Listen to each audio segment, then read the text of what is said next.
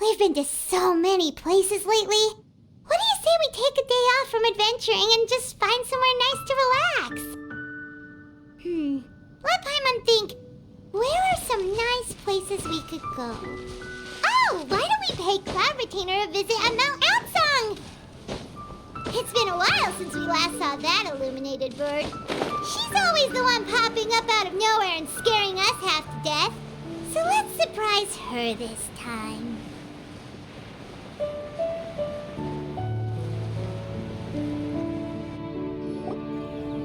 Here we are, right outside her place. Do you still remember the first time we came here? We even brought offerings and everything.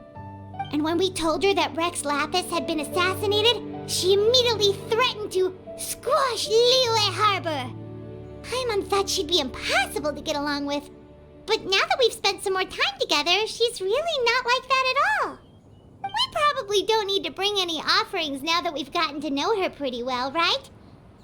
Still, Paimon's got some snacks around here somewhere, so if she really wants something, we can just use that. Huh? Traveler, did something catch your eye? Whoa, what a pretty lady. Is she also here to visit Cloud Retainer? Yeah, you're right. All it takes is one look and you can tell she's someone special. As expected of that bird lady, really. She must have a whole bunch of Adepti friends from all over the country.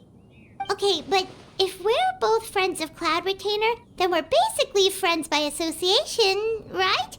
Want to go up to her and say hello? Helping you make more connections is a part of Paimon's job as your reliable guide. Paimon's got this.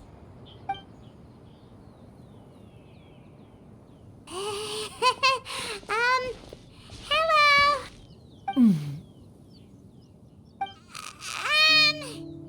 Paimon is Paimon! And this is the Traveler. Paimon doesn't think we've met, but we're also friends of Cloud Retainer. May we have the pleasure of learning your name, Madam Adeptus? You two... What is this tomfoolery? Has this shift in form so clouded your eyes that you no longer recognize one anymore? Wait, you're... Huh? You're the illuminated bird? But you look... human! How did that happen? Oh, donning human form is scarcely any test of one's abilities. As for your confusion, one merely had no reason to indulge such inclinations before. So, you're indulging now because? Well, one has made plans to pay a visit to some disciples at Liyue Harbor. Taking on a human form for such a trip is simply a way to make matters less conspicuous. You? Worrying about keeping a low profile? You're the one who likes to pop up out of nowhere all over the place. In fact, Paimon can think of several examples. Like last year, when you suddenly appeared on the top of a roof without any warning. Or...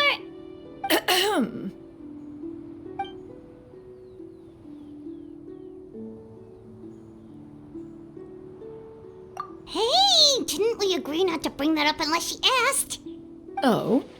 So you have taken care to follow the proper rules of etiquette after all. Most commendable.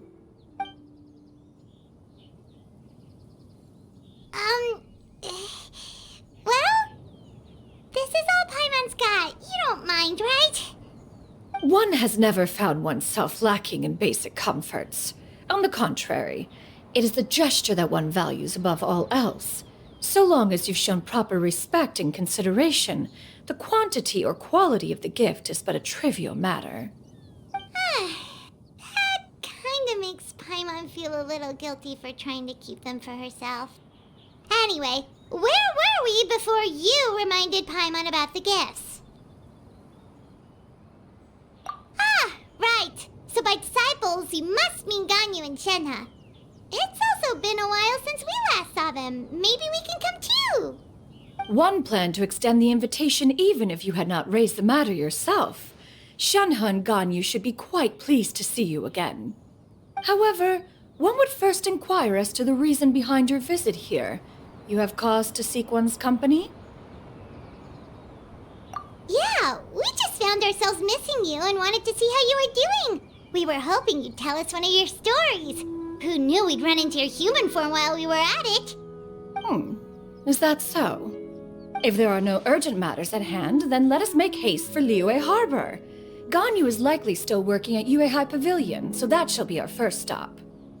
Sounds great! Then let's all go to Liyue Harbor!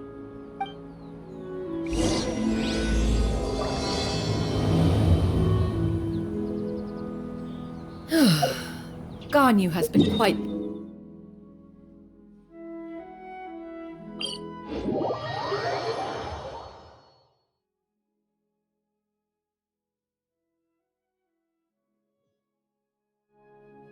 Shenoha has also secured employment recently. In her correspondence with me, she wrote that she shall have no need to return for the foreseeable future. Did they think one was so easily mollified?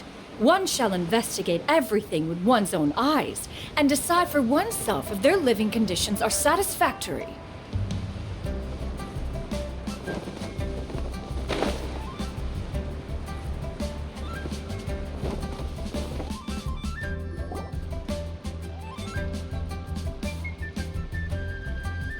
We're almost at Weihai Pavilion!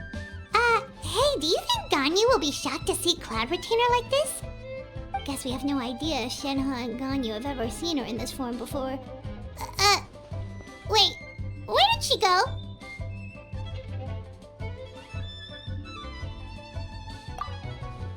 Why are you just standing there, Cloud Retainer? Quietly now. One shall stay here. You two can go and meet with her.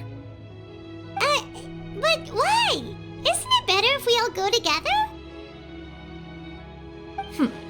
If one were to proudly proclaim one's presence, Ganyu would surely profess herself otherwise unoccupied and drop everything to attend to one's visit. One fears that would only result in her staying up all night to make up for lost time. One does not wish to trouble her. Conversing vicariously via you two shall suffice. Do remember to inquire as to her recent well-being. Again, do not mention one's presence here. Fair enough. Makes sense. All right then, we'll just pass on your regards and... Cloud Retainer? Oh, busted. Is that lady someone you know, Miss Ganyu? She is indeed. I'm sorry, Huixin, but could we delay the upcoming meeting for a little bit? I believe my schedule today is quite full. Although, perhaps I could move some work to later in the evening. Oh, not to worry, Miss Ganyu. I'll make the necessary arrangements right away. Thank you, Huixin.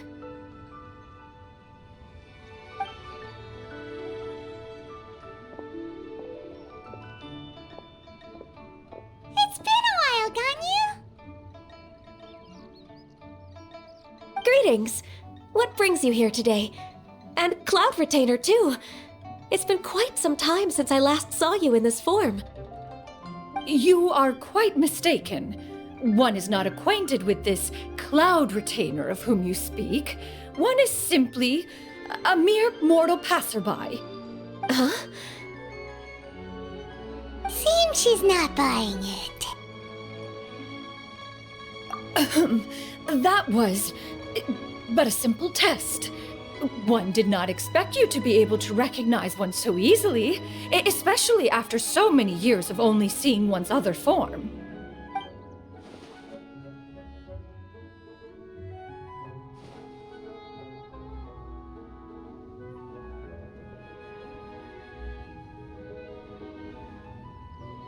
But recognizing you is, my responsibility as your disciple.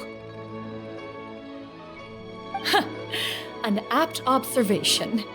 One was simply passing by while attending to some important business. One thought it would only be fitting to pay you a visit while in the area. Wait, Paimon wasn't aware of any important... Cloud Retainer's right!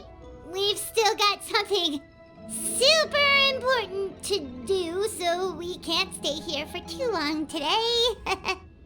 Oh, is that so? But it's been so long since we last saw each other. One simply desired to see you and had no intention of interrupting your work. A quick conversation should suffice for today. A more involved reunion should wait until you find yourself less occupied. I understand. That should be fine. While one acknowledges the amount of work that you have to deal with every day, one must also remind you to rest.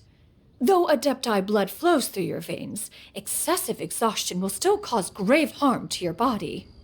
It still makes one nostalgic to see you as you are now, respected and independent. When you were young, you oft begged one to cuddle you to sleep when you suffered from nightmares. Cloud Retainer! Stop! If you insist. We are running short on time regardless, so one will refrain from going into each and every story. Why don't you continue your conversation? One shall simply stand by and listen. Wow, you've been to so many new places since the last time we spoke.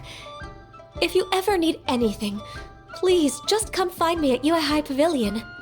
Also, forgive me for my presumptuousness, Cloud Retainer, but if you plan to continue appearing in this form, don't you think it'd be helpful to adopt a human name?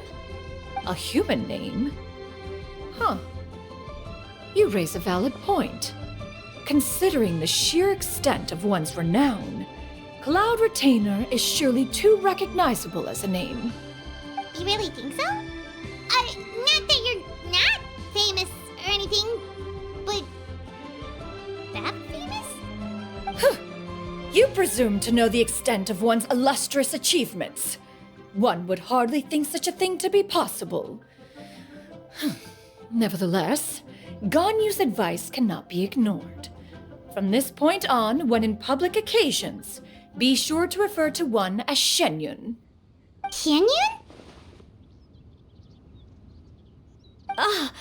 I assume that's a reference to the full record of Pristine Pavilion.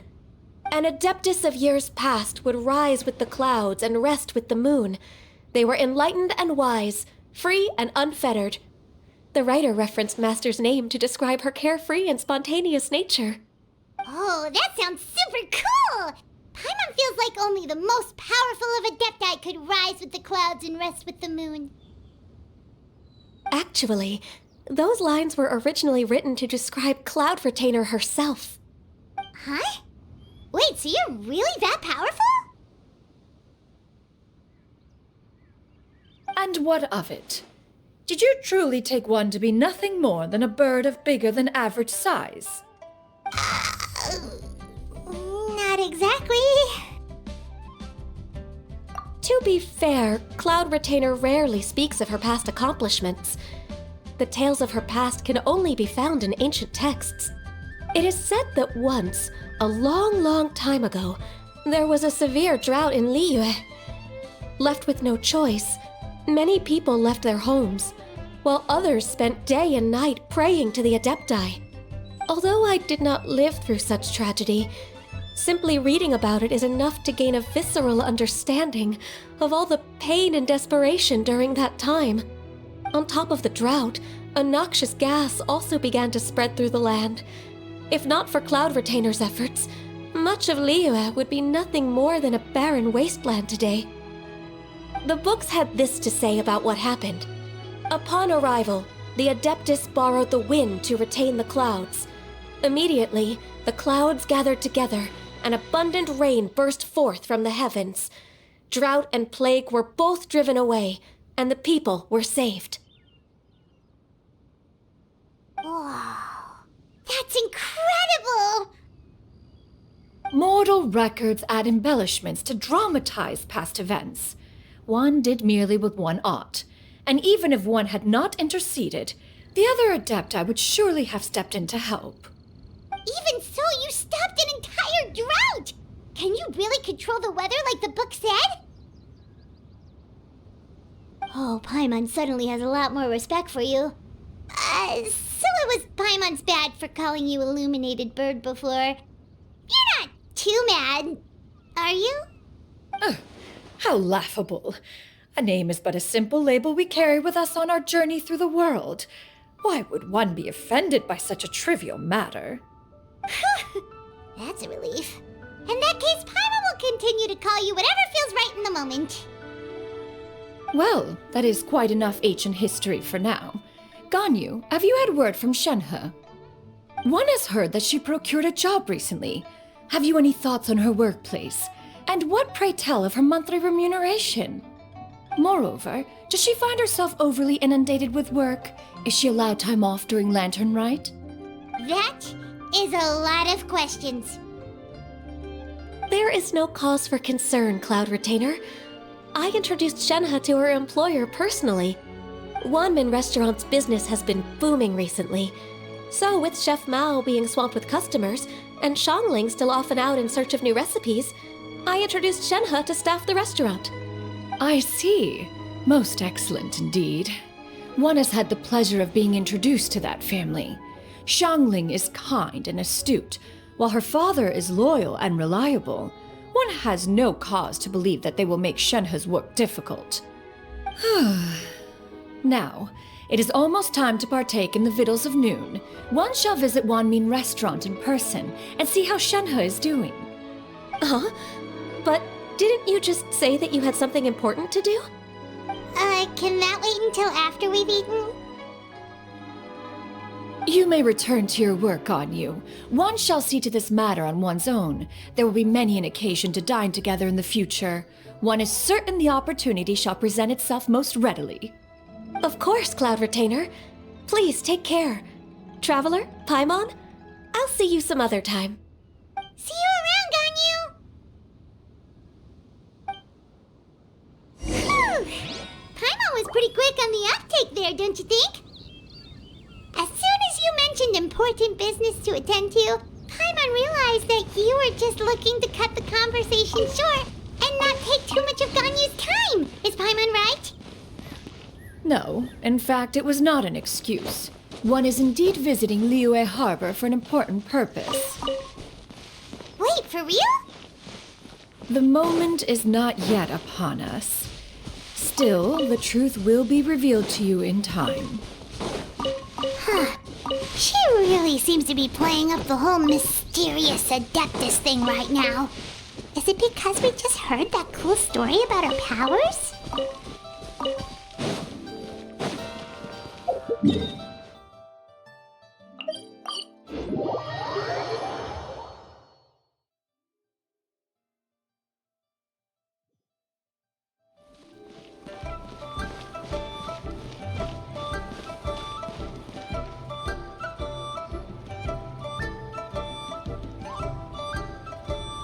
You get what I'm saying, right?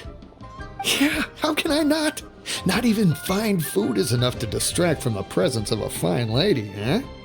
Oh, I'm far more interested in getting her details than ordering any dishes. Hey, how about you ask her?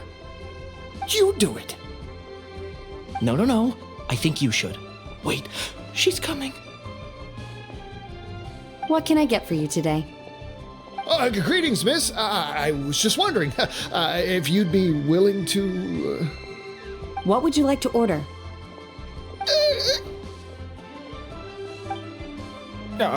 2 servings of more meat to go. Good chat. Bye.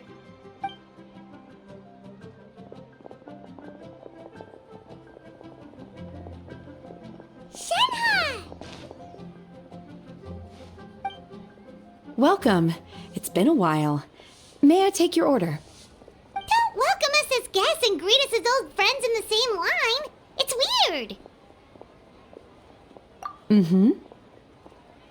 Oh, and this is? This is Miss Xianyun. Master? Huh? One does not recall ever revealing this form to you before. How were you able to ascertain one's true identity with such ease? I've trained and lived with Master for more than 10 years. I would recognize you no matter what form you take. You... Is something the matter, Master? Hardly. Hardly. One simply learned of your employment from your letter and came to check on your well-being. And check out the great food, too! Indeed. It's almost lunchtime. My apologies. I'm still on the clock and can't talk for very long.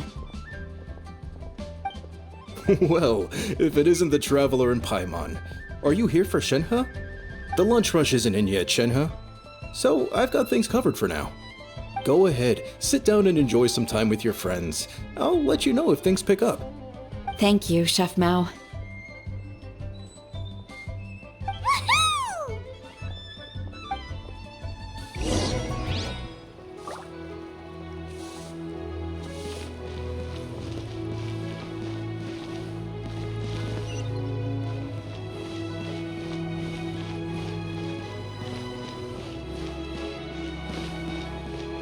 Wow. Leo's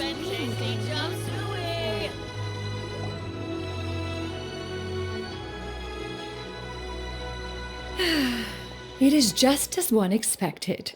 The owner of Wanmin Restaurant is indeed a most reasonable and accommodating human.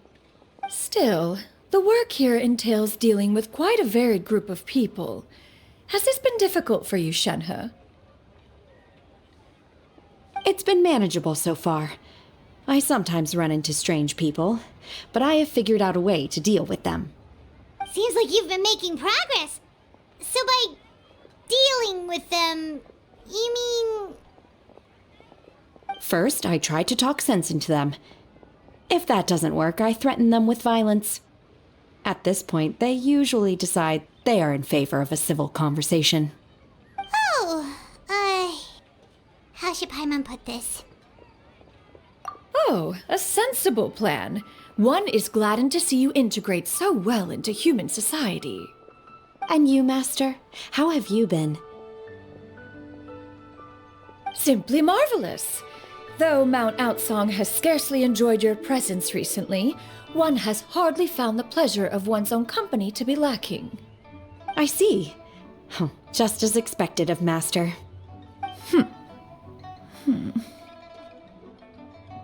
I have missed Master quite a bit too.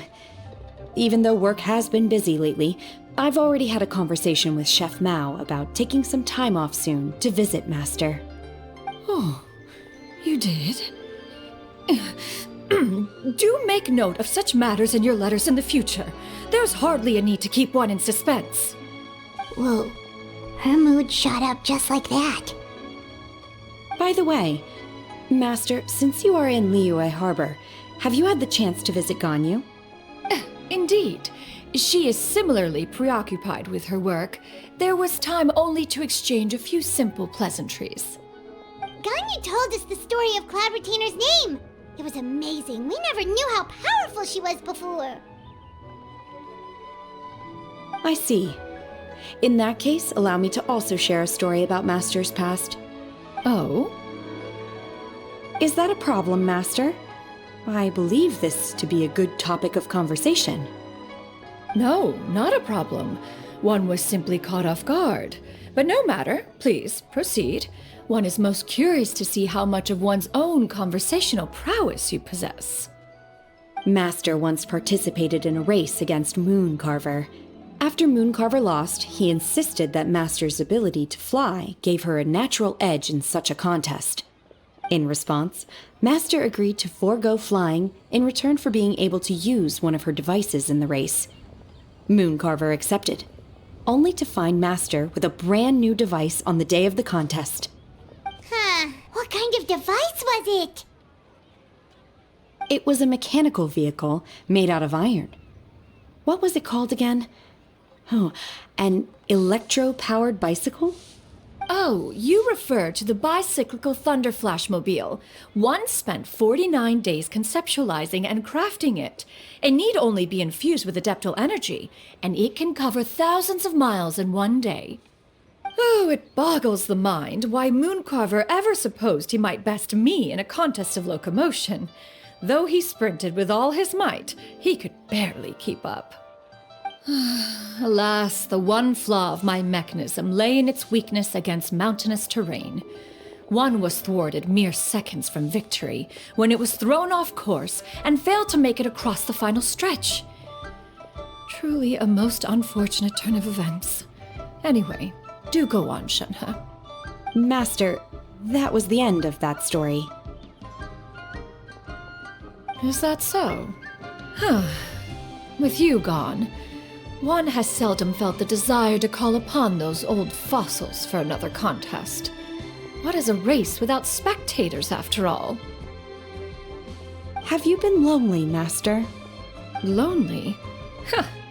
At one's age, entire human generations come and go in the blink of an eye. Even one's own self-directed musings can span several days and nights. 'Tis a most foreign sentiment. The mere mention of it is preposterous.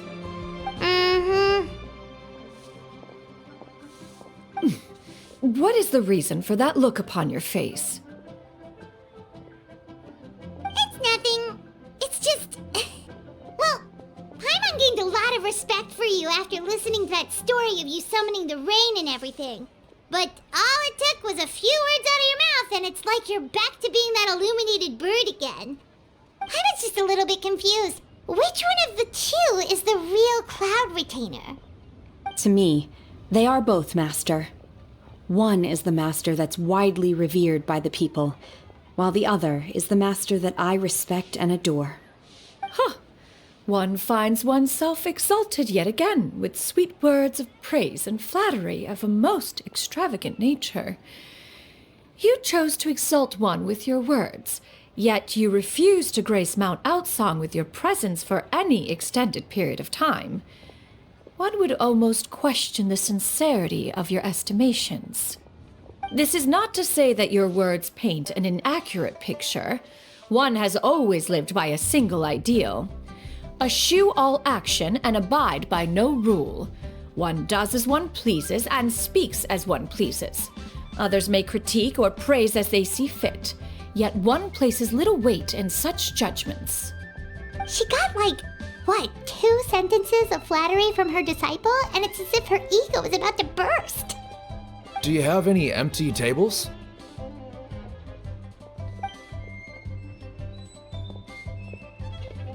Hey there, could we get another fish stew?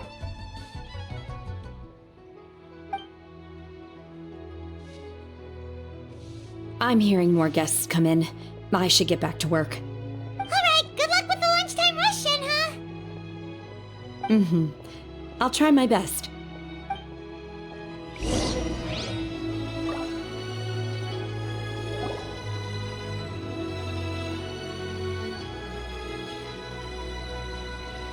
So much yummy food! Paimon's gonna feast!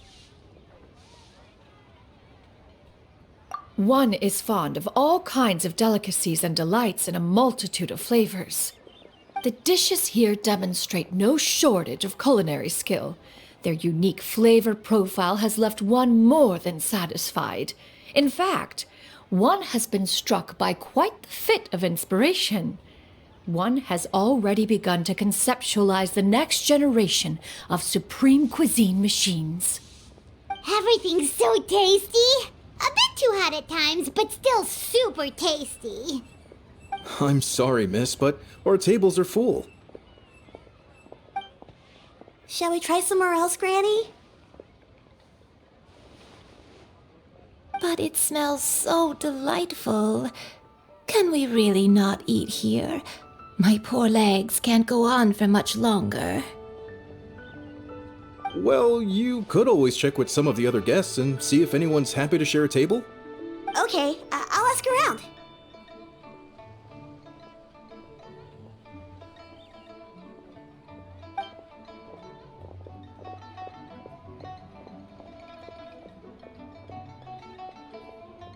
Excuse me, would you mind letting us share a table with you?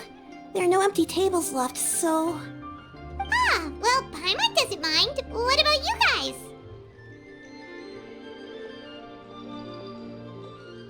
Great! Thanks so much. My name is Xianyun, and this is my granny, Yuendai. Granny? Yep. Is there something wrong with that?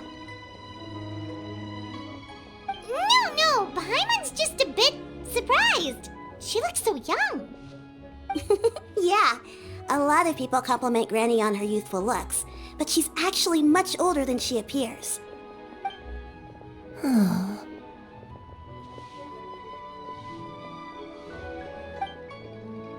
Granny, why don't you take a seat?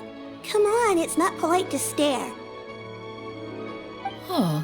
Have we met before? No. 'Tis a fated meeting, then. Please, take a seat. What would you like to eat, Granny? I can order for you. I want braised earthworms. They always pop up out of the ground after a rainstorm. No, not this again. Granny, there's no braised earthworms on the menu. Braised earthworms? Well, that sounds weird. Do people actually eat that? Right, that's what Paimon was thinking too. I need any help? Help? Oh, do you mean with Granny?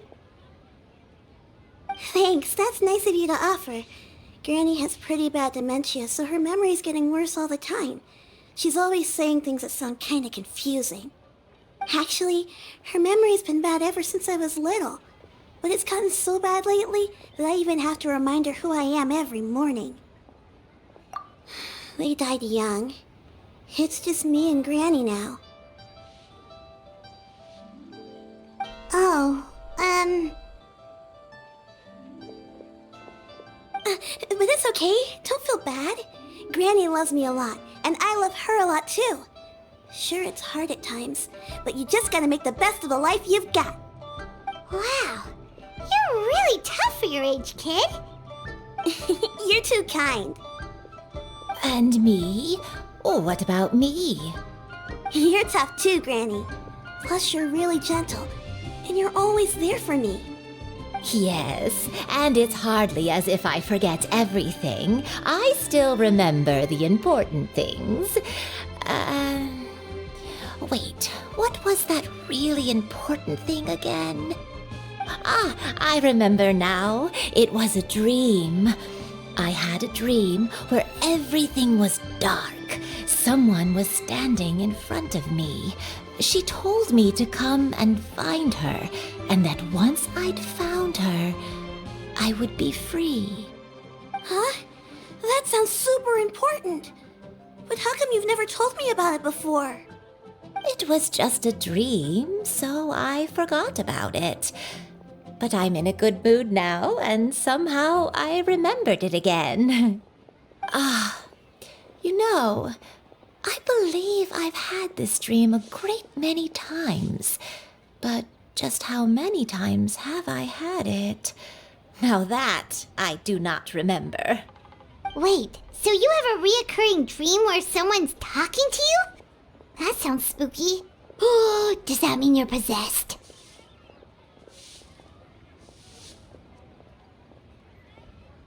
Unlikely. Her eyes are clear and her breathing remains calm and level. One sees no signs of possession. Are you sure? Who do you take me for? Is one not an adept? Am I not an expert? Huh, you're right. Paimon almost forgot you're the expert. In that case, do you still remember what the person in your dreams looked like, Granny? Not anymore. Although, I have a sense that she looked rather like me. But not as I am now. My younger self. A younger version of Granny? This is just getting weirder and weirder. What is going on here? As one said, fate must have brought us together. You may leave this situation to me. Are you sure? So, what are your names? Paimon's Paimon. Just Xianyun is fine. Thank you all so much for offering to help. But first, I'm sorry for asking, but, how do you want us to pay you back? Oh, we don't need any payment for this. Thank you so much. You're welcome.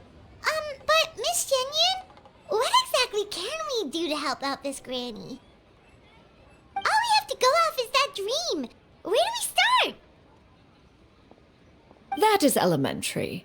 Since her dreams portray her younger self, then we shall retrace the steps of her youth. Once we have revisited those places, her memories will likely return. Sounds like a plan.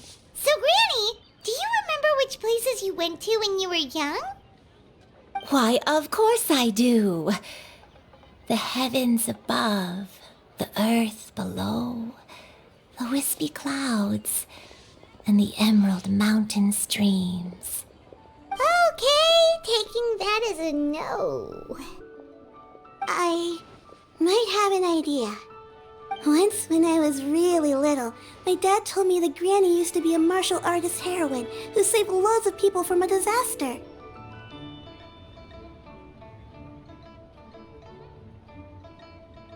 If it's true, then maybe they wrote about it in the history books or something. A martial arts heroine? Oh, Shincho knows tons about Liyue's chivalric traditions. If anyone knows about the heroes of the past, it's him.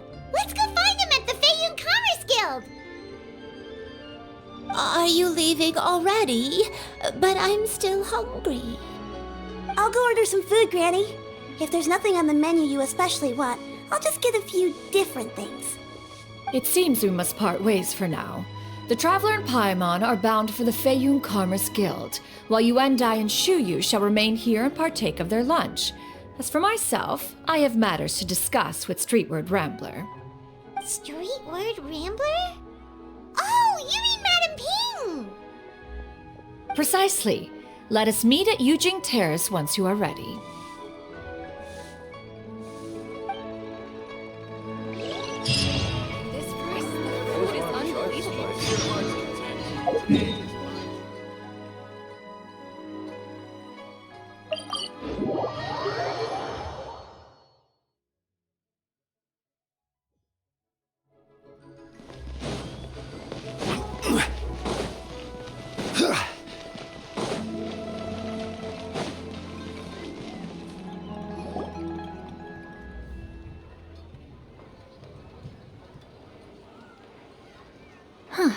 It's you two.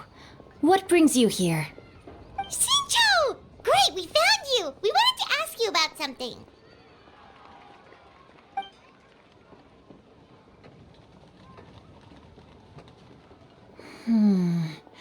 That's not a whole lot of information to go off of. I don't know if I can say for sure. I can't pinpoint her identity from your description alone, but considering her age, I am reminded of a nameless heroine who's been featured in various chivalric novels. Nameless heroine? That's right. The novels often speak of a great drought from 50 years ago. As the people suffered, a nameless heroine appeared and began to clear away evil spirits and bandit camps. The people idolized her, but never learned her name. All they knew was that she always acted alone. Later, though, she supposedly fell in love with a similarly noble-minded exorcist from Mount Tianheng. They were well matched in more ways than one, often fighting together as a fearsome duo of otherworldly strength. After the drought ended, the heroine and the exorcist left the public eye and began living a reclusive life in the mountains. All that remained were tales of her incredible accomplishments. The way this nameless heroine faded from fame into obscurity later in life is not too dissimilar from Miss Yuendai. I hope that's somewhat helpful. Thanks a lot, Shincho. We knew it'd be worth talking to you. It's nothing at all. Just something I came across while reading. I did do a bit of extra research on her story, but it was just out of personal curiosity. Well, Paimon still thinks that's super cool. Oh, wait, Shincho, if you've read up on her, do you know of any places often associated with her? Let me think. In the novels, the nameless heroine always appeared near one of 3 places. Wangshu Inn, the area just north of Jueyun Karst, and Qingyun Peak. Perhaps the real-life heroine who inspired the character was also often seen near those 3 places. That would explain why those locations appear in the various novels written about her. You're welcome. To be honest, I found some parts of the story confusing when I first came across it. If Miss Yuendai was indeed the original inspiration for the character, she may just be able to help me put the pieces together. It's rare for a chivalric hero to fade into obscurity during their lifetime, even after retiring from the public eye. But no one ever saw or heard from the nameless heroine again. There were even rumors that she became extremely ill. I've never understood why someone would go to such lengths to erase themselves from public memory. It's almost as if she was trying to hide from something. There's probably far more to the story than what's been written. We'll be sure to tell you if we manage to uncover the truth. That's a deal. Perhaps, behind the truth of it all, there lies a story more fantastical than any work of fiction. Paimon feels like we just learned so much from Xingqiu. A drought, a nameless heroine, a life of seclusion. Wait, why does the story sound super familiar? Oh, right! There's a drought in this story, too! Xingqiu, are droughts super common in Liyue or something? Well, they used to be. But people have long since developed methods to prevent them, like by cultivating the soil or digging canals. So while droughts do happen from time to time, they are rarely regarded as true disasters. The drought 50 years ago is probably one of the worst we've had in the last several centuries. The crops withered, the streams ran dry, and the monsters in the mountains became rabid and agitated. Countless caravans were attacked, and people who lost their homes came together to form bandit groups. What started as a natural disaster soon became a human tragedy as well. That sounds awful. Yeah, and that's exactly why the nameless heroine was so beloved. She must have been someone of true integrity, to do so much for the people while asking nothing in return. Still, as terrible as that drought was, it was nothing compared to the truly calamitous disasters that befell this land in ancient times. They say that back in those days, disasters were both more severe and more common. Only the strongest of Adepti could hope to dispel the ruin and devastation. Do you have any other questions? We're good for now. We're just going to head back and meet up with Miss Xianyun and the others again. Paimon hopes that Granny Yuendai will be able to remember more of her past. She used to be a great hero who saved many people. So sad that she can't recall any of it. Anyway, we'll be off now. See you some other time, Xingqiu. Thank you so much for your help. It's no problem at all. Safe travels.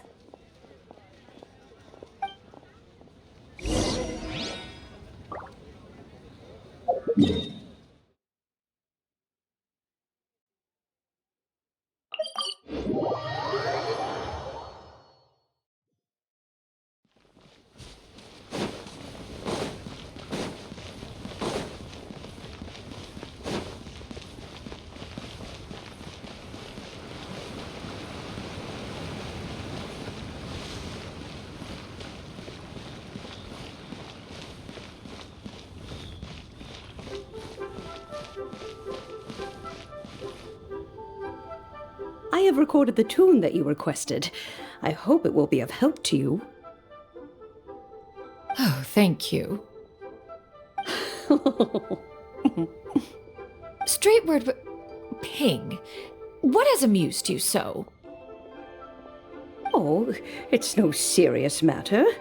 I was just reminiscing about the last time I saw you in this form. Time has wrought such change in this world, and yet you appear just the same as ever. Time has little bearing on one's existence, nor has one keenly felt its effects whilst dwelling at Mount Outsong. Nevertheless, Ping, one would like to seek your counsel on a personal matter. Oh, why so formal all of a sudden? I must say, you're making me a little nervous. What is it? Well, the inquiry is as such. Approximately how much more would one need to afford a comfortable life in the harbor, not unlike the one that you yourself lead? It does not require as much as you may think. Still, do you mean that... Cloud Retainer, Madam Ping! What are you two talking about? Nothing save for some trivial matters. Have you unearthed any useful details? Shinjo has a theory, but let's save it for when Chuyu and Miss Yundai have joined up with us again.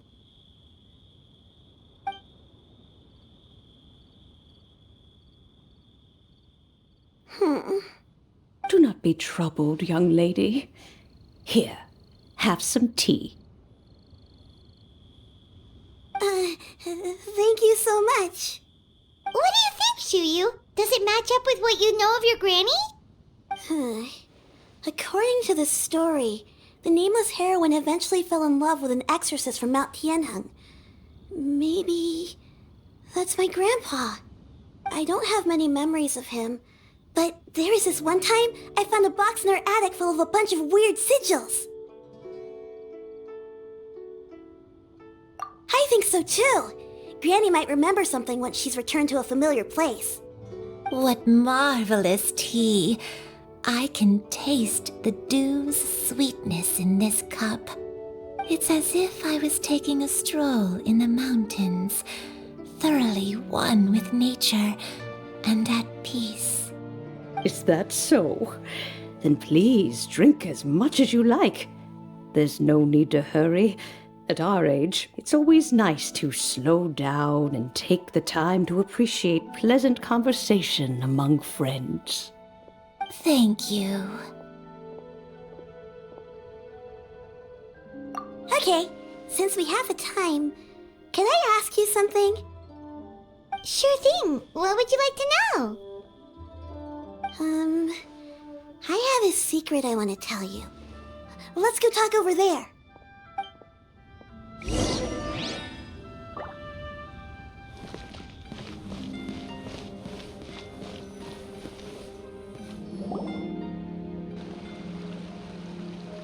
What's wrong, Chuyu?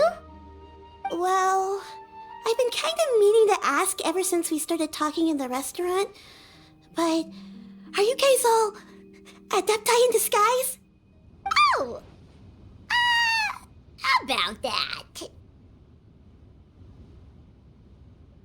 Well, you guys just seem super special. Plus, I think I might have heard Miss Xianyun call herself an adeptus. Oh, must have been a slip of the tongue.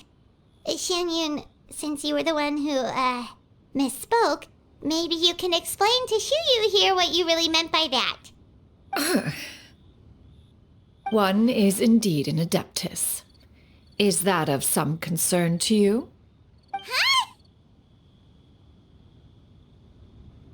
I knew it.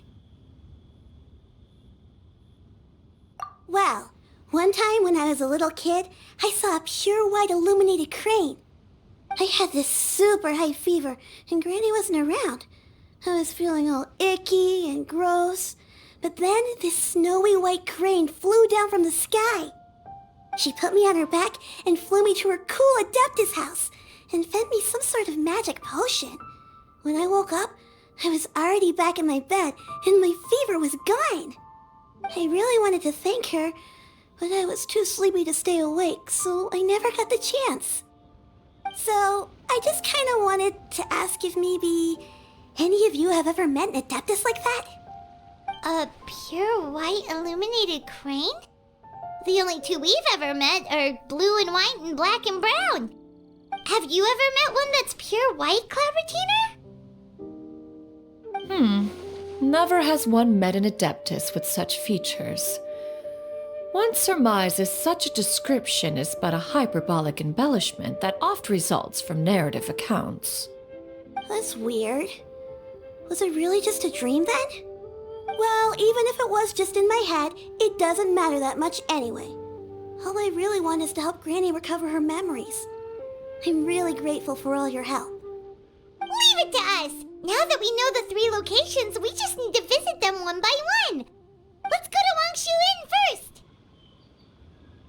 Okay, I'll go get Granny.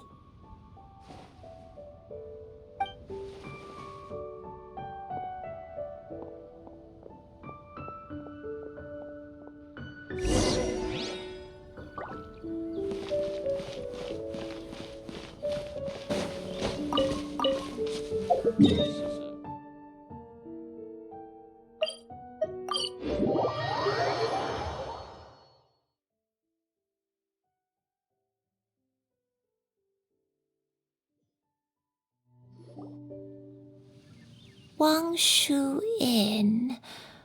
Wangshu Inn. Do you remember this place, Granny? Yes. The fish here is very delicious, and if you look out into the distance, you can always spot a bird that's been left behind by its flock. I believe I used to have a room here. It had a window. Yes, I spent a lot of time looking out that window. Which room was it again? Let me look. I'll come with.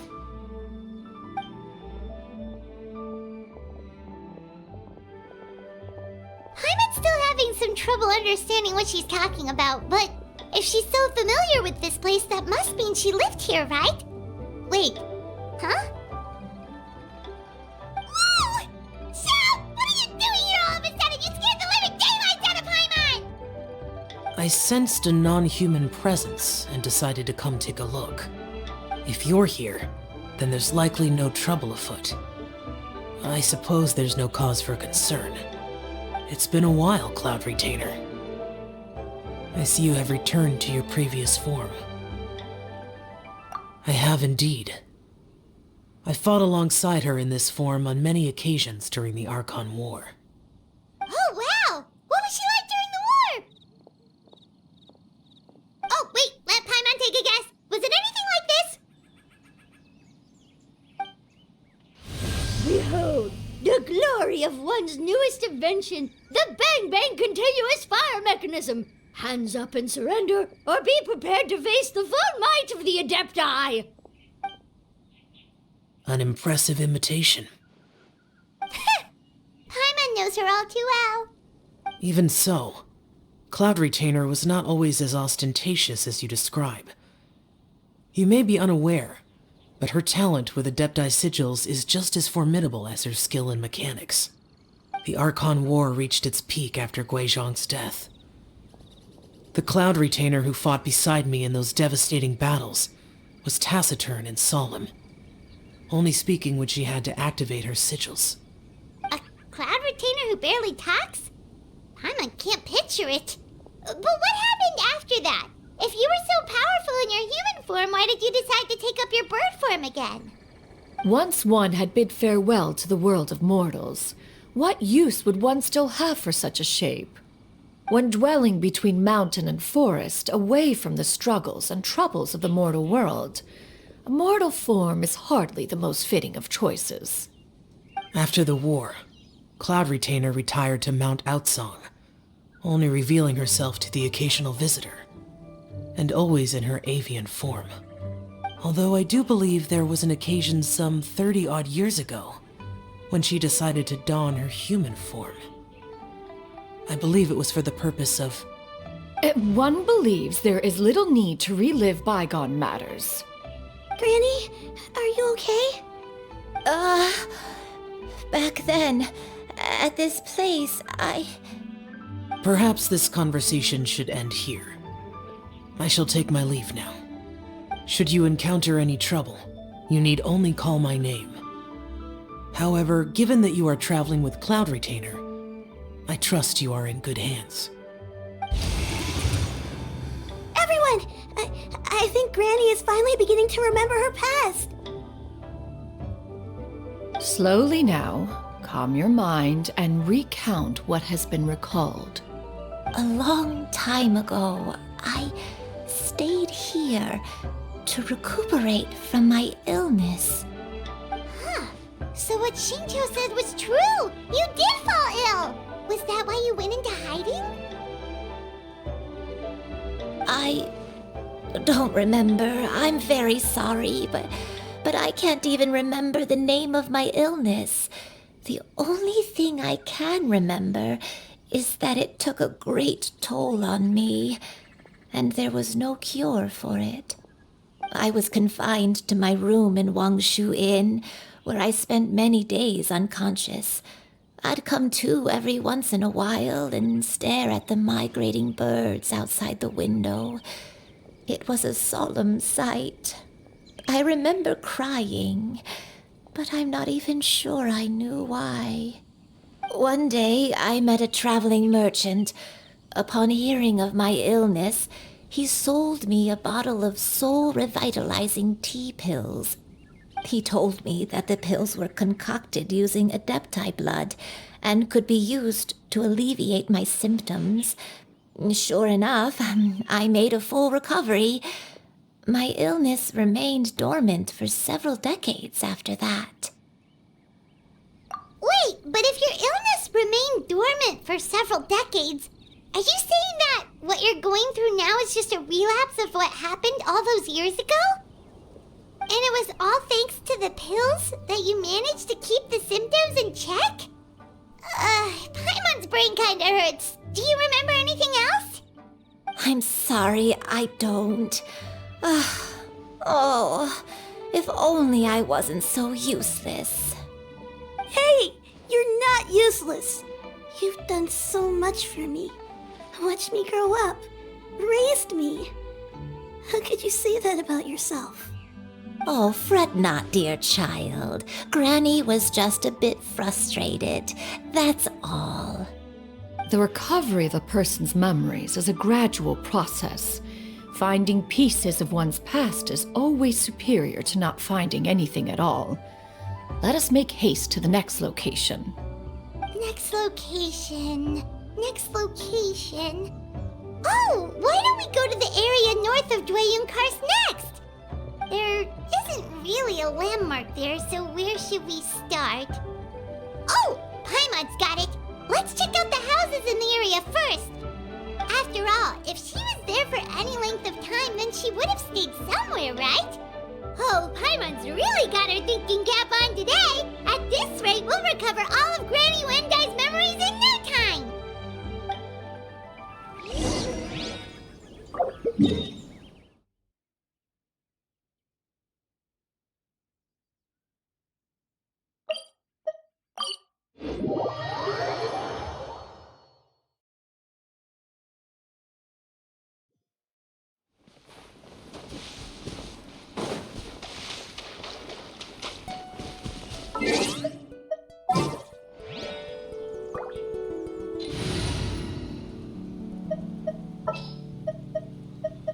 Let's go get ourselves some answers.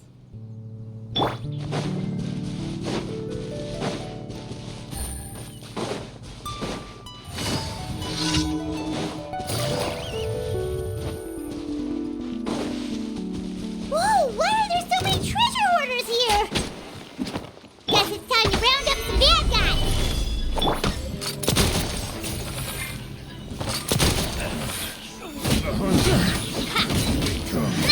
The hunter becomes the hunted. Do you remember anything about this place, Granny Wendai? Let me think. I feel like I've been here before, but I don't think I stayed here too long. I might have just rested here briefly before continuing on my way. Got it.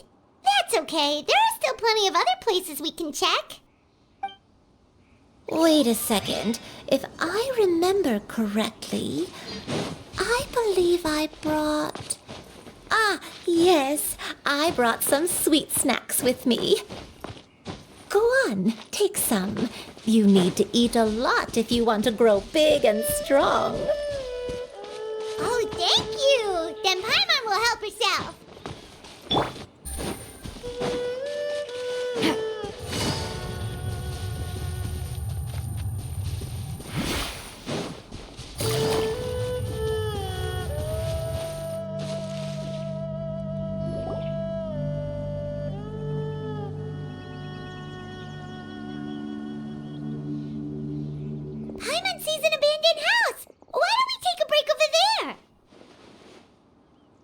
This place. It's...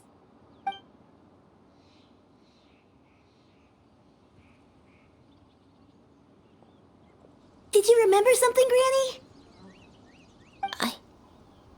I remember. Xianyun. This is where your father was born. It was a moonless night. I had been injured, so your grandpa was supporting me. We fled together with some being in the fog behind us in hot pursuit. I had exhausted my strength when the labor pains came on, so we took refuge in this house. Your grandpa set up a barrier outside, but neither of us knew if it could hold the monsters back. I remember that night.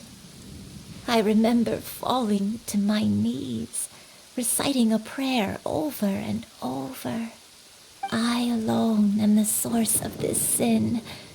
Punish me as you wish for forsaking my oath, but spare my innocent child. Sin? Oath? Did you do something wrong? I don't know. I don't remember.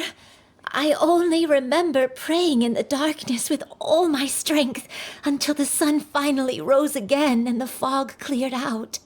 Eventually, the house was filled with the sound of my baby's first cries. That baby was your father. I remember I clutched him tight to my chest and wept tears of joy. It was the first time I'd ever felt such happiness in my life. My dad? He was my pride and joy, and so are you, Xianyun. You're so much like him, and I love you both so much. But you're always going to be different from me. Why? Just what did I do? I don't care what you might have done, Granny. You'll always be the person I love more than anything. You're too sweet, Xianyun. I'm lucky to have you with me. If not for you, I would not have had the courage to come here, to try to remember what I had forgotten. All right, let's not stand around any longer. There's one place left, yes? Let's go take a look. If one recalls correctly, the next place should be Xianyun Peak. Yuandai, how fares your health? I may be a bit slow, but...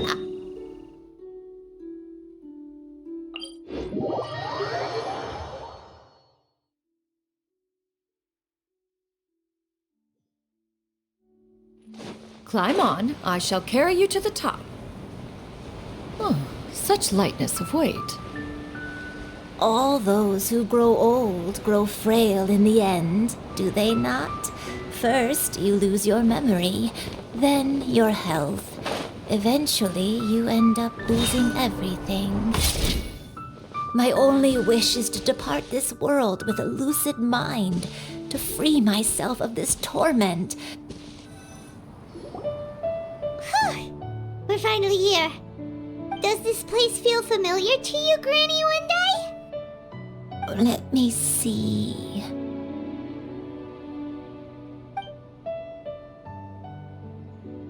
How strange. Have I lived here before? When we were at Wangshu Inn and the abandoned house earlier, though I couldn't remember everything, I still felt a sense of familiarity. I could easily picture myself in those places. But here, I don't have that feeling. Perhaps I did come here in the past, but it just didn't leave a strong impression on me. But did the stories get it wrong then? Yeah, that's true. But they're also the only thing we have to go off of. Paimon was hoping this place would jog Granny Yuandai's memory just like the others. I'm sorry to disappoint you too. It's all right. We're not going to give up yet. We'll figure something else out. Just you wait. Thank you. If only I could remember. Huh? That way. What's that mountain? Oh, let Paimon look! Huh? Isn't that Mount Outsong? Looks like we've come full circle. Mount Outsong. Mount Outsong. Granny, are you okay? Don't push yourself, Granny. It's okay if you can't remember. You shouldn't do something that makes you sad. Mount Outsong, What am I really? Mount Outsong holds some familiarity to you? It does, but I can't go back. Are you feeling unwell? My head, it feels all heavy and dizzy. What is wrong with me? Cloud, Miss Xianyun, is there anything you can do? Let us go to Mount Outsong. But... Fret not, all will be well. You and I, you have already given more than enough to the pursuit of this endeavor. You may leave the rest to me. I've prepared something that can aid you in suppressing the fear in your heart and restoring your lost memories. It currently resides at Mount Outsong. Wait, really? When did you do that? I never leave anything to chance. All will reveal itself when we arrive.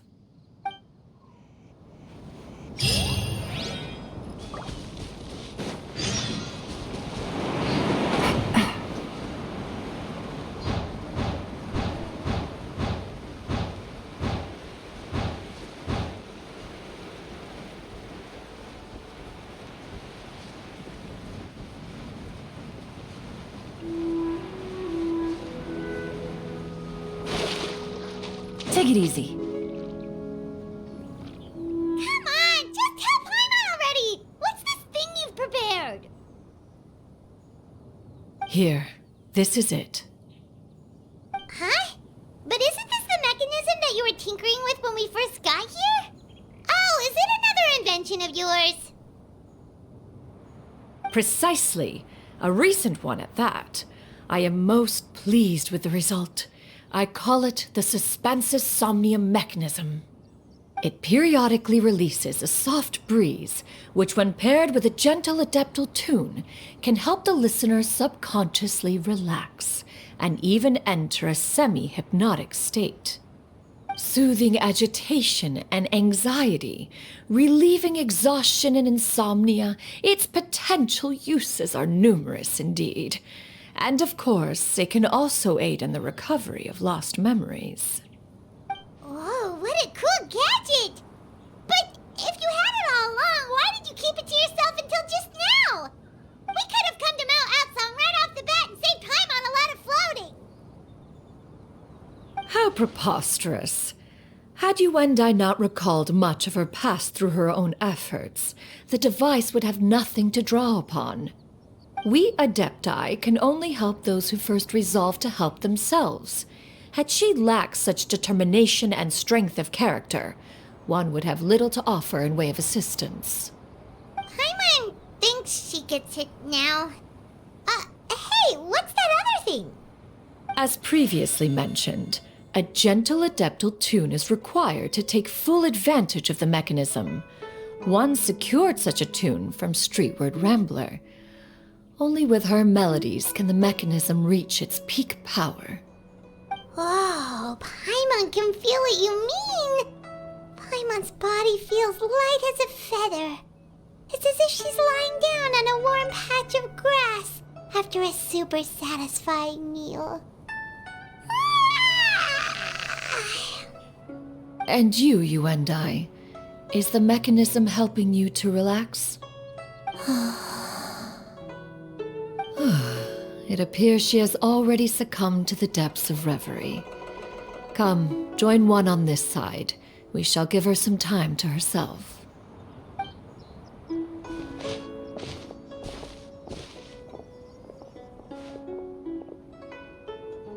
The drought is over. But why do you look like you want to cry? The potion. It's nearly run its course. I've never regretted meeting you.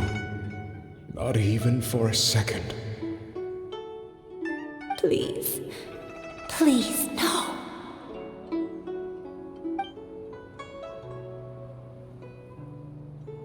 Have you forgotten? This is the world you left behind. One of gentle breeze and morning dew, perfectly straddled betwixt the realms of heaven and earth. This is your home. This is where you belong. You should have never left. The you of the past, the me from not that long ago, we should have never.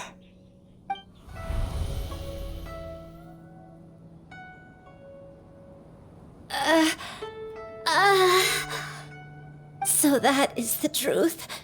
No wonder this place is so familiar. Granny! Granny, are you okay? Cloud Retainer. Your memories have returned? Wait, did you just call her by her full name? Does that mean you already knew each other? Yes, I now remember everything. Everything. Granny, please don't cry. I'm here. I'm here. Oh, don't worry, my dear child. Granny is fine. I'm so sorry, everyone. You've gone to so much trouble on my behalf. It's all come back to me now. The most important thing that I had forgotten was the truth of what I once was. One can sense the guilt that now plagues your conscience. Reclaiming a truth long buried is sure to come with a myriad of complex emotions. Perhaps one should recount the story on your behalf while you compose yourself. No, it's okay. Now that I've remembered, I must face my memories head on. Shuyu, everyone, I cannot thank you enough for all your help. I'm ready to tell you my story, if you're willing to listen. Please, Granny, don't force yourself. What happened in the past doesn't matter. I love you more than anything. Nothing you say can change that.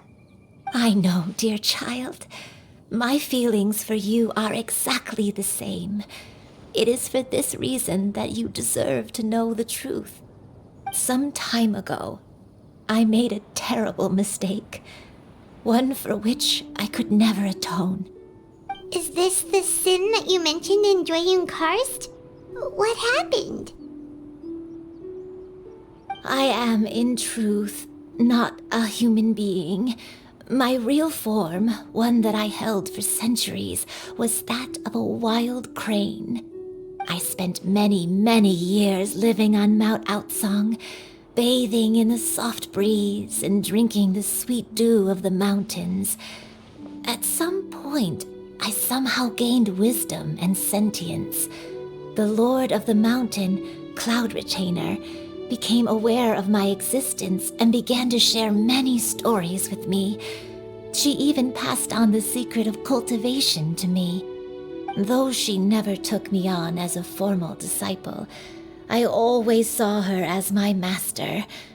Whenever she took out her tools to work on mechanisms or new inventions, I would also stand next to her and watch. I even contemplated completing my training and becoming an adeptus in my own right. I followed her teachings, and time gradually passed us by. Until that fateful day 50 years ago. 50 years ago? That's right. Master regaled me with many stories of her past deeds. From them, I learned how she had saved people from a similar crisis in the past. She was the one I looked up to the most. More than anything, I dreamt of becoming an adeptus like her. I wanted to travel the land like she had, relieving suffering wherever I went. But I was still far from being a real adeptus. I possessed no ability to take on human form and fit in with the crowd. Once she learned of my desires, Master prepared a special dose of human mimicry potion for me. She warned me that the potion's effects would only last 10 years, and if I were to fail to return to my original form at the end of that time, I would forever forget my past as a crane and become something neither human, beast, nor adeptus. Oh no. So that was the source of your dementia all along. Was it because of Grandpa? Indeed, I fell in love. Though he was human, he had spent his entire life training on Mount Tianheng. When we met, it was not only my first foray into the world below, but his as well. Although clumsy and impulsive as he was, you'd think he was the real strange bird among the two of us. But still, just like me, he cared deeply about the world and wanted, more than anything, to cleanse it of all pain and suffering. I could not help but fall for him. But my time continued to tick away. Those 10 years passed by in a flash. Yet I did not want to leave his side, so I...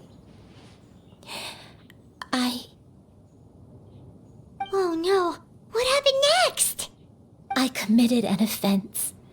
I wanted to stay with him, even if it meant living a life full of pain and suffering, even if it meant that I would eventually turn into a monstrosity. I knew I had betrayed Master's hopes, but I was too ashamed to face her. So I wrote her a long letter instead and asked someone to leave it outside her abode. I was convinced that she would not support my decision, and I lacked the courage to speak to her face to face. In my shame, I fled and tried to hide from the world, such that no one would be able to find me again. But that was only the beginning of my troubles.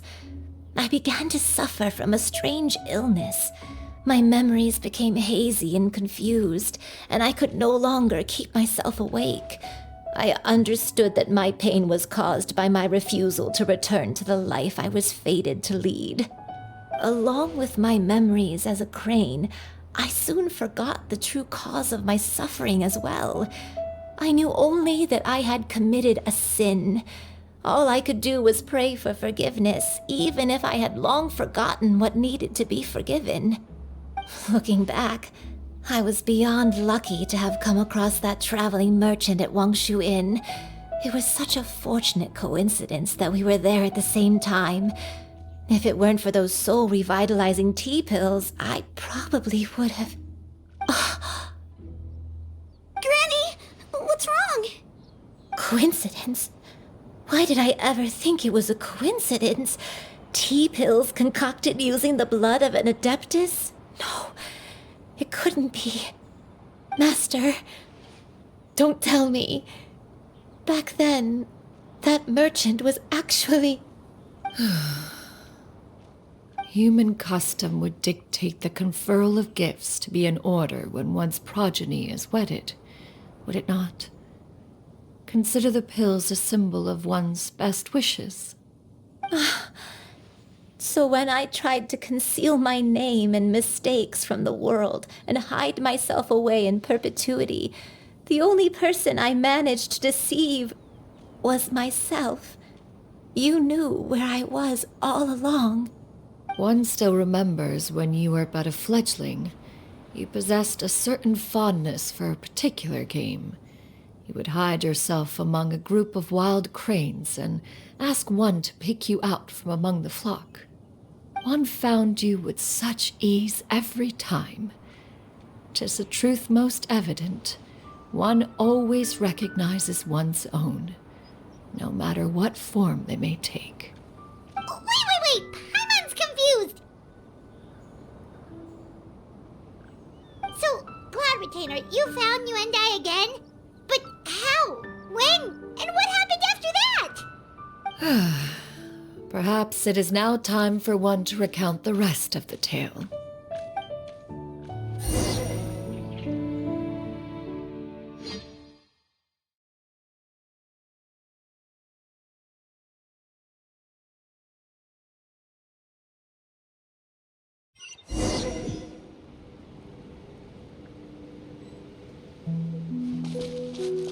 One was furious upon receiving your letter. Seized with anger, one set out to bring you to your senses. Yeah! Skyward! Scatter! Yeah! Skyward!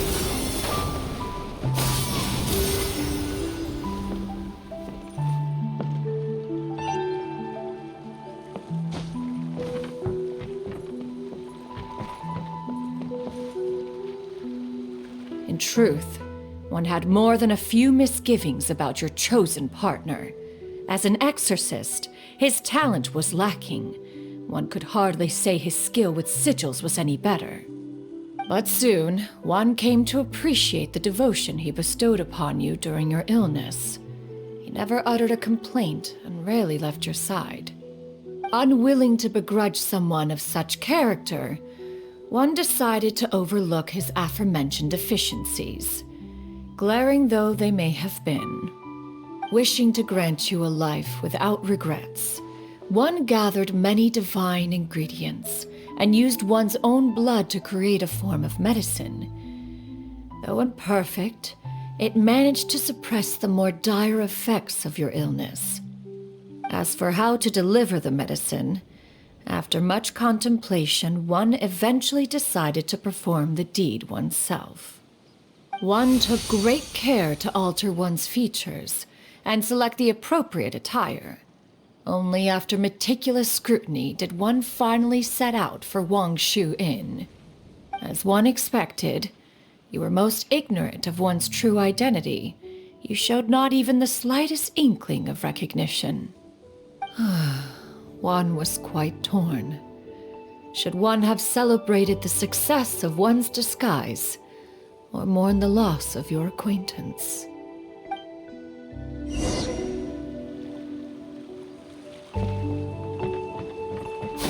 Skyward! Scatter! Yeah! Skyward!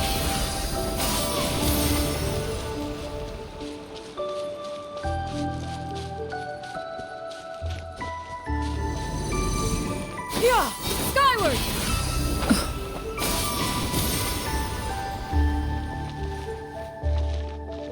Yeah! Skyward! Nevertheless, one would speak to you about another matter, if you are amenable. Even considering your loss of memory, one was simply flabbergasted that you could so easily forget the consequences of consuming medicine infused with adeptal blood. Its proclivity to attract monsters is hardly that complicated of a concept to remember. To think that you tried to travel while weak from sickness and heavy with child. Had one not intervened to clear the fog, all of you would have been lost during the night.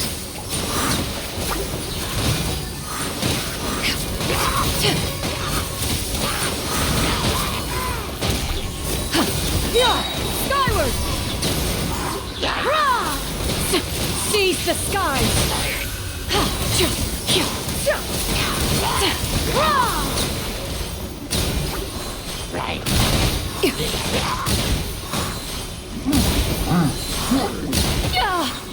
Yeah! Scatter! Skyward!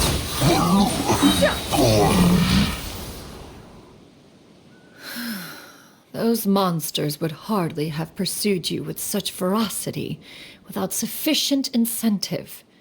They were likely incited by the presence of godly remains.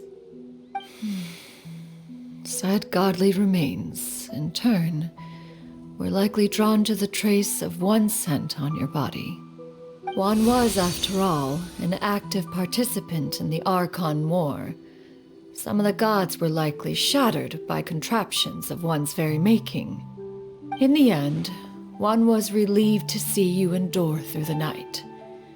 At the break of dawn, one heard an infant's cry pierce through the air, and one saw you carefully cradle the child to your chest. Although certain mortal manners remain foreign to me, one could not help but be moved by your joy. To see you happy, that was more than enough.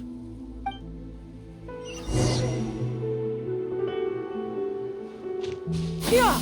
Skyward! Scatter!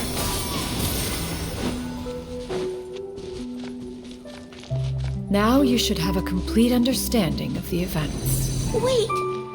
But if that's true, then the crane who took care of me when I was sick must also be... Ah, one had almost neglected to recount the absurdities of that tale. Yeah! Skyward! Scatter!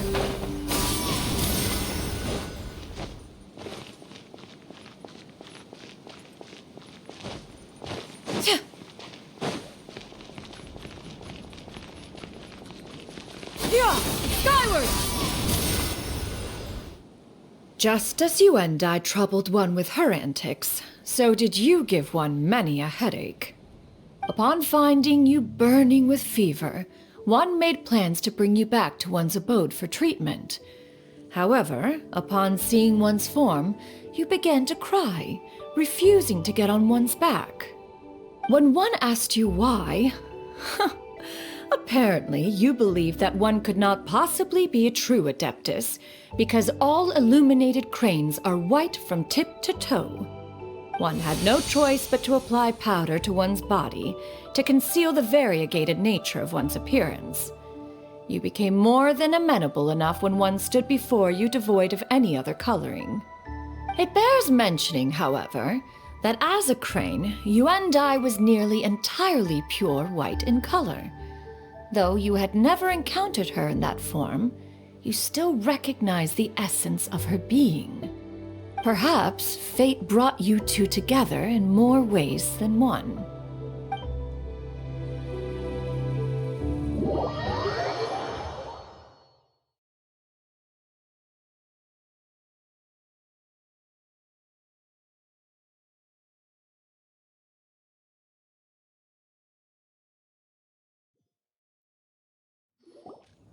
Now all has been revealed.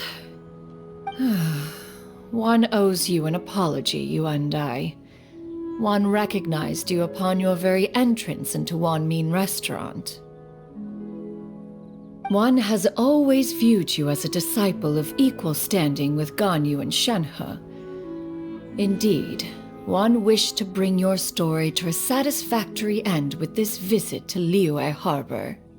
Still, one could not reveal your identity right away. Had one simply informed you of all you had lost, all those cherished memories would merely have become the fictionalized account of another. Memories are most meaningful when recalled by those who lived through them. Would you not agree? Even if the process was painful and arduous to experience. Have you any further inquiries? Master, I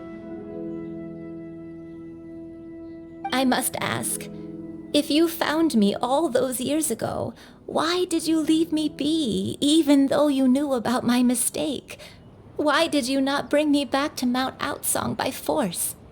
One has never regarded your action as a mistake. It was a simple choice, nothing more.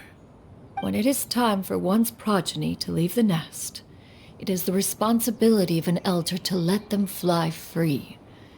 Yet, when your wings grow weary and the night grows dark, just know that you always have a place to which to return. 'Tis a refuge referred to by many a name in mortal writing. Home, nest, haven. Whatever its denomination may be, its essence remains quite unchanged.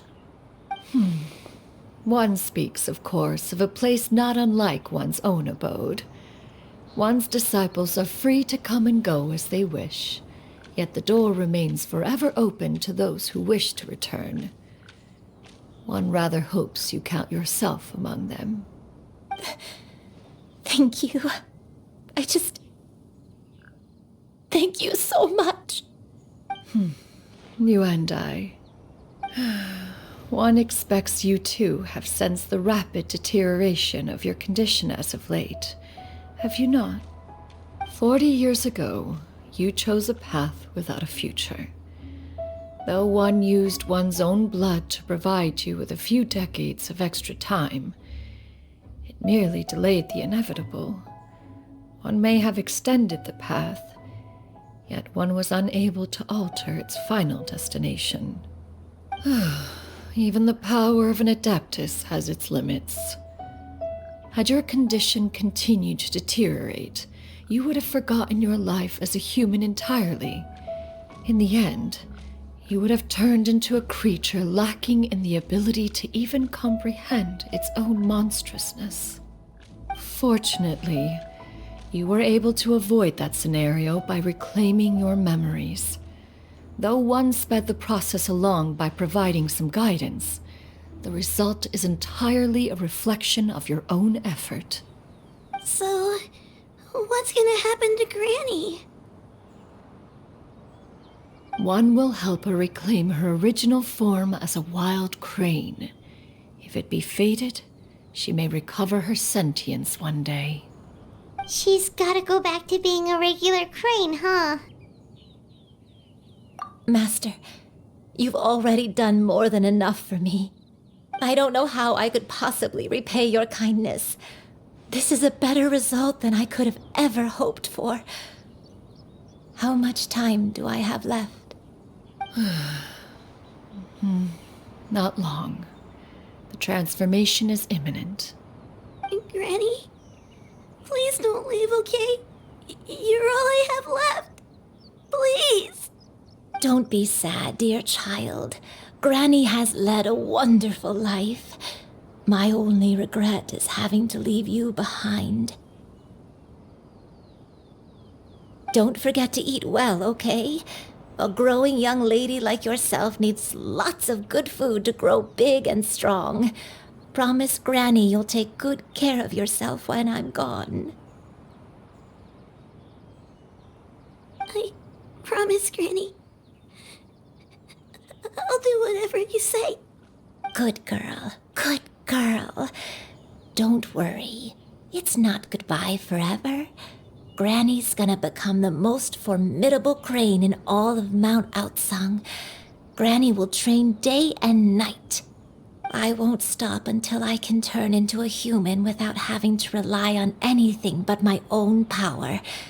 When that day comes, we'll be able to live together again. You and I. How's that sound? Good. That's a good girl.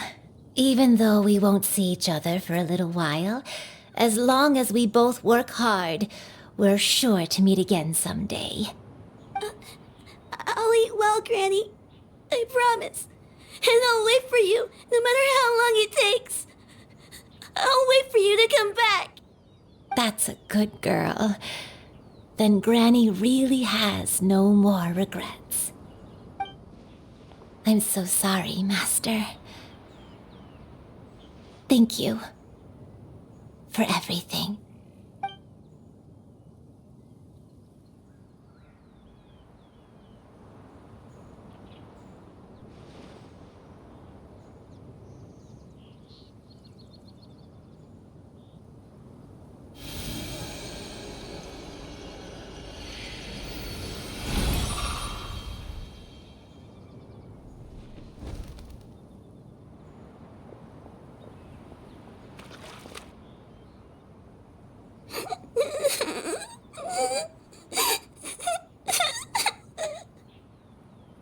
Xianyun. Let her be. At her age, crying is a natural, if not fitting, response to such an event. Tears are a necessary part of maturation. Sometimes there is scarcely a better vehicle to wash away the toll of stress and misery. Now that the issue has been resolved, you should also take a moment to relax. Give yourself some time to rest. Take a nap if you must. One will wake you in due time.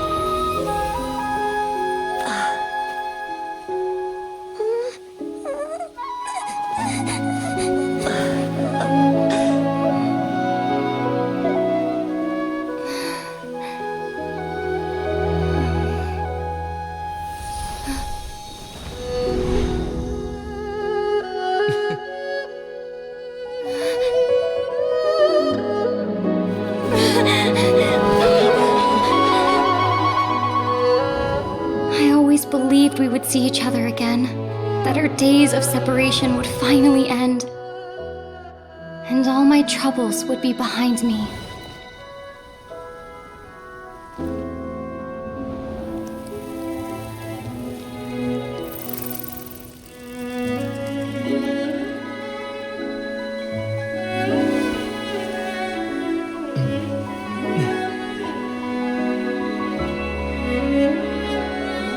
If only things could stay this way forever.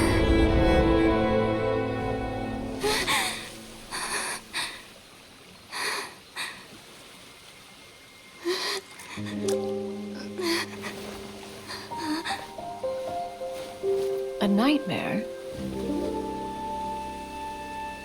Curious. If you're relaxed, shouldn't your dreams be pleasant?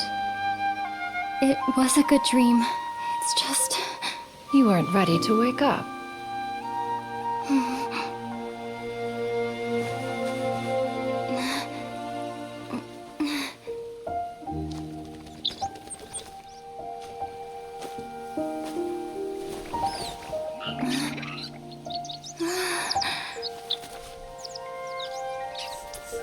Eloquent as one may be, words of comfort are not one's strong suit. You are doing all you can.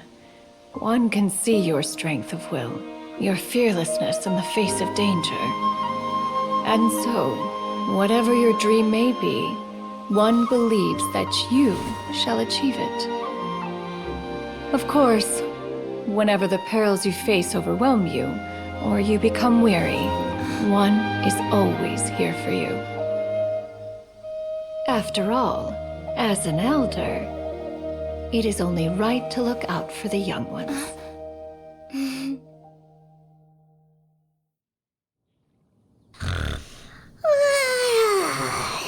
Grilled chicken drumsticks. Huh?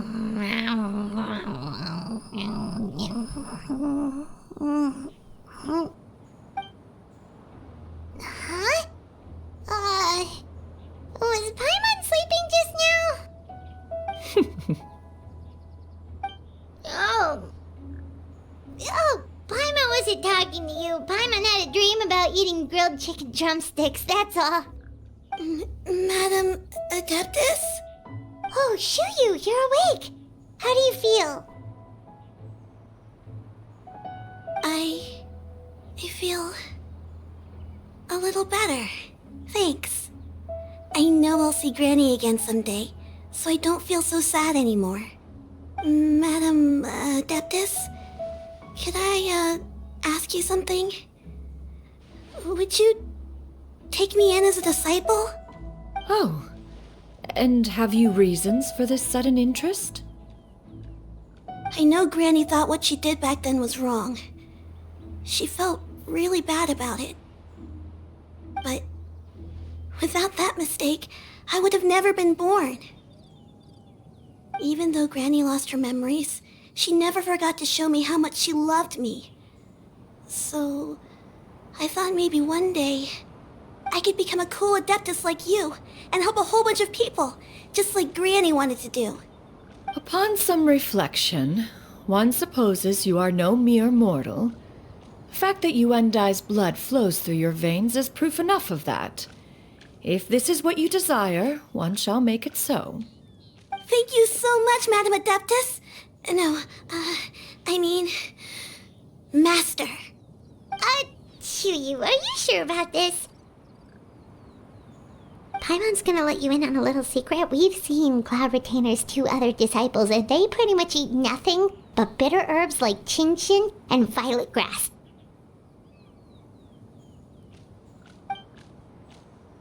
If you join them, you'll never enjoy Wanmin Restaurant's delicious cooking ever again. How utterly preposterous. One has never enforced such a rule. Every individual must find their own path to enlightenment. So long as one retains a pureness of spirit, one's dietary proclivities are quite irrelevant. Well, you say that, but Paimon's not seeing any tasty treats up here now, is she? Although Mount Outsong is rich in natural beauty, its location does preclude access to certain finer mortal comforts. That is precisely why one plans to relocate to Liyue Harbor. Shu Yu shall have the honor of becoming one's first disciple in the human world. Whoa! You're leaving Mount Outsong? One has never concerned oneself with the location of one's residence. From the very beginning, one has sought only solace and peace. Yet in the end, all of one's disciples ended up in Liyue Harbor. Ganyu, Shenhe, Yuendai, they all chose a life among the mortal world. One has reflected on this fact for many years now. One can only assume that it is due to some failing on one's part as an elder or master. A failing, perhaps, of recognizing what it was they truly wanted. One is most curious as to what aspect of Liyue Harbor could have enticed them to remain there. One could hardly offer an opinion on the matter, but perhaps some time in the harbor will prove instructive.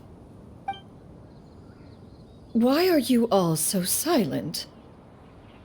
Paimon is, just a bit shocked, that's all. So, does this mean we can grab a meal together in Liyue Harbor sometime? One has precious little time to squander. However, if one finds oneself otherwise unoccupied, one would not be opposed to the idea. One will be assuming the identity of a human while residing in Liyue Harbor. You should take care to avoid disclosing one's true identity. Don't worry, we'll help you keep it a secret. So, when can we expect to start seeing you in the city? Perhaps in 2 days' time. One has some matters to see to before one's departure. Preparation is the key to success, after all.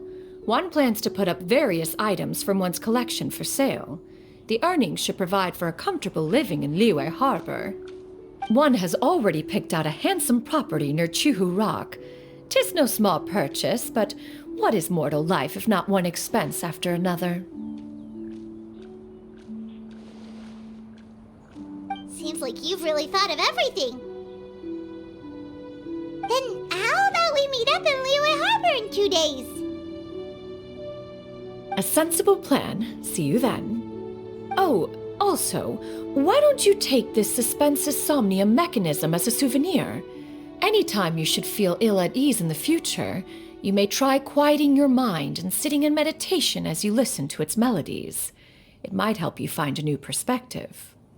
Awesome! Thanks, Cloud Retainer! Hey, didn't we promise Shincho that we'd tell him what we found out? Should we make a trip to the Feiyun Commerce Guild? It's totally up to you.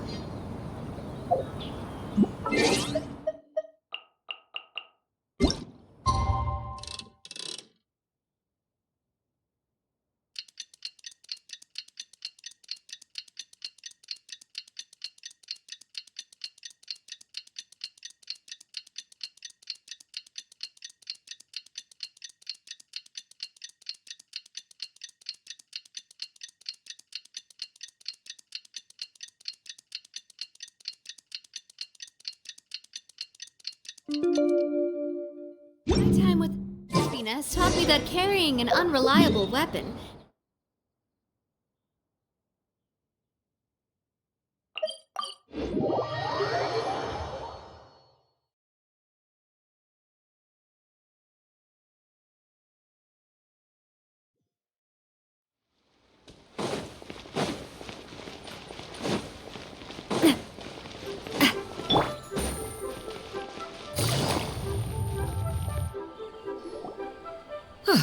Your concerns are excessive and unfounded.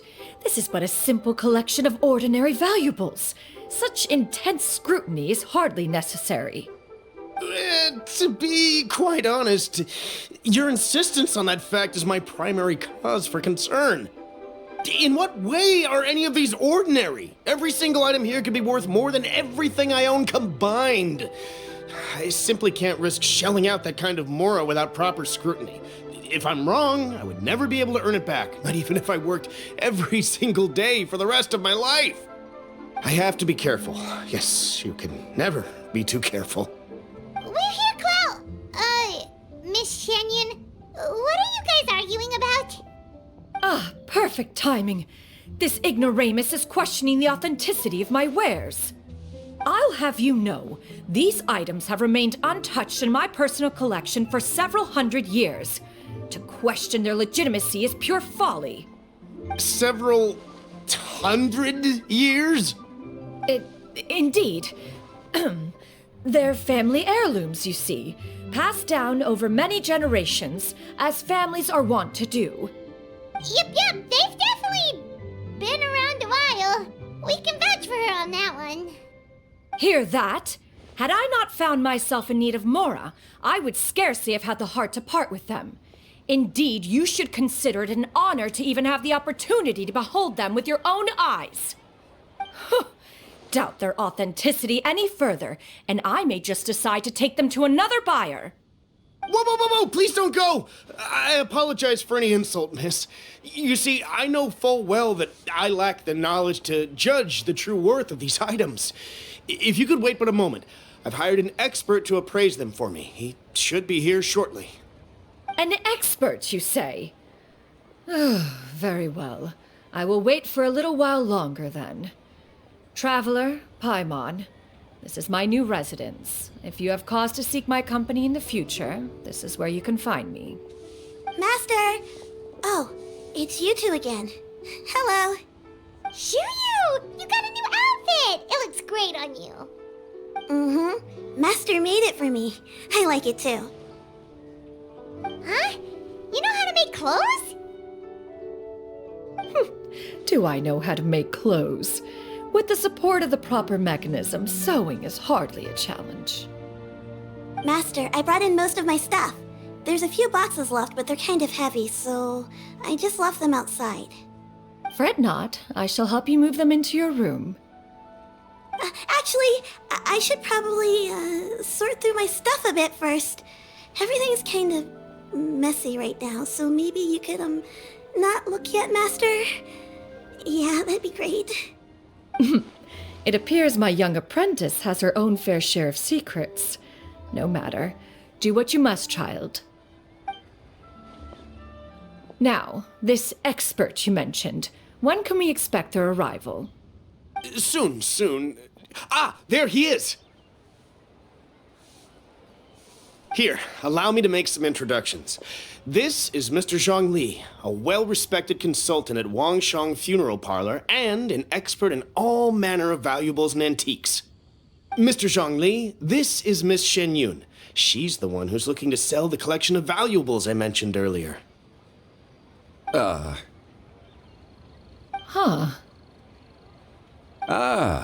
If it isn't Miss Xianyun. It has been quite some time since our last meeting. What a serendipitous reunion. Indeed, most serendipitous. Have you been faring well as of late, Mr. Zhongli? Quite well, thank you. I was fortunate enough over the past few days to enjoy both a stroll in the mountains and a fresh brew of tea from the most recent harvest. The experiences left me with such insight and peace. Huh. So you two are already acquainted? Indeed. How fortunate we are that fate has brought us together again. If you are otherwise unaware, allow me to inform you that Miss Xianyun is a well-regarded collector and appraiser. She is well-versed in all fields, and oft-celebrated for her impeccable taste. You stand to gain much from this opportunity. You are too kind, Mr. Zhongli. True collectors pride themselves on their wealth of knowledge and eye for detail. I can say without a doubt that you are foremost in that regard. Why, you flatter me, Miss Xianyun. It would seem that you are as self-effacing as ever. Not at all, Mr. Zhongli. Not at all. While I am loath to butt into this conversation, I must ask, you two already knew each other, and you seem to have quite a cordial relationship. Can I be certain that you're not working together to swindle me? I mean, you never know. Huh! A preposterous accusation! The heavens themselves would collapse before we would conspire to do such a thing. Miss Xianyun speaks the truth. Contracts are built on honesty and trust. If that proves to be beyond your capabilities in this instance, this transaction may be taken elsewhere. Say no more. Let us depart. I jest. What fool would still harbor doubts after Mr. Zhongli himself has vouched for the goods? Miss Xianyun, wait!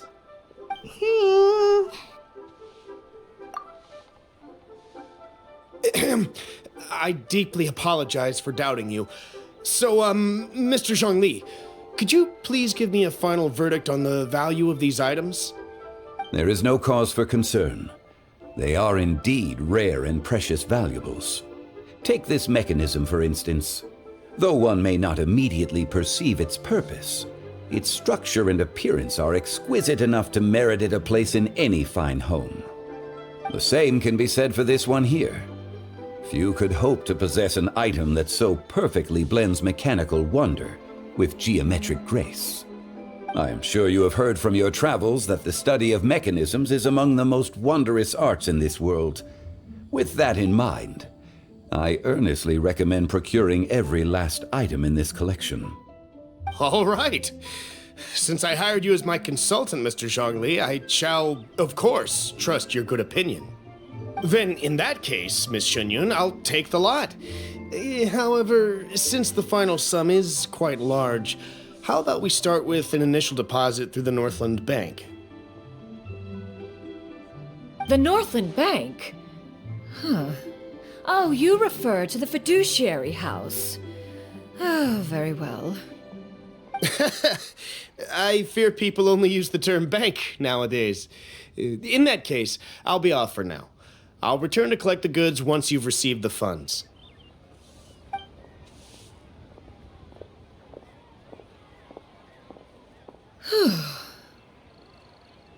Zhongli! My friends, have you been doing well? We've been great! How about you? Paimon didn't know you were such a busy consultant! My days have been quite pleasant as well. I had been quietly enjoying a cup of tea when Mr. Xiaozu requested my services. As for you, Miss Xianyun, I presume you must be looking to settle in the city? I must say, the name Xianyun sounds exceedingly strange coming from you. Perhaps you could dispense of that particular epithet in further conversation. Whatever for. Am I not addressing you as a friend should? Well, that is true, but... Alas, refer to me however you will. After all, a name exists such that others may address you with it. One is hardly ignorant of that fact. It would seem that you have gained many valuable insights over the years, Cloud Retainer. One has indeed. One's previous days were all brief. Now that one has made up one's mind to move and settle, one has gained a much better appreciation of the hubbub and commotion of the city, as well as the people's hard work and ardor. This city, is much changed from how it was more than 1,000 years ago. Not unlike the ocean tides, so too shall the movement of people ebb and flow. From turmoil to peace, enlightenment to aspiration. Human society possesses limitless potential. In another 1,000 years, the scene we witness here may change in ways that are impossible for either of us to imagine. Alright, that's enough reflection for one day. No need to get all sentimental on us. You make a valid point, Paimon. Now that the sale has concluded, what say one plays the host as we try some specialty dishes together? One must profess great interest in trying bamboo shoot soup. Perhaps you have forgotten, Cloud Retainer, but I once tried my hand at that dish. You were at the table on that occasion, so logic dictates that you should have already tried it. Oh? What occasion was this? It was a reunion between friends several centuries ago. Alas, you must have been too preoccupied to secure yourself a portion. Or perhaps our other companions simply availed themselves of faster reflexes on that occasion. Huh! Hardly. 'Twas most certainly out of consideration for the others in attendance. In but a moment, one will show you what it means to have a true deftness of hand. It is settled then. Bamboo shoot soup, mora meat, crab roe tofu, triple-layered consommé. We shall enjoy the lot. One has already passed word to Xianyun and Ganyu to make a reservation. It is prime time for them to meet one's newest disciple. Is that agreeable to everyone? It should be a most splendid occasion.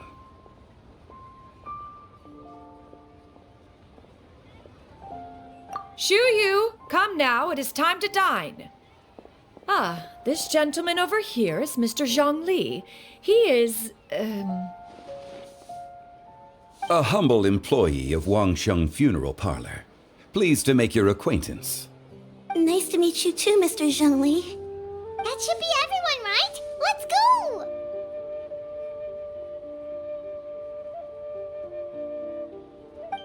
Sounds good. Actually, Master, have you ever tried Adeptus' temptation? I heard it's impossible to stop eating after even just one bite. You know, 'cause it's super tempting and stuff.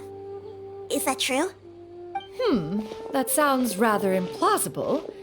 Although with the right preparation, certain dishes can be too delicious to resist.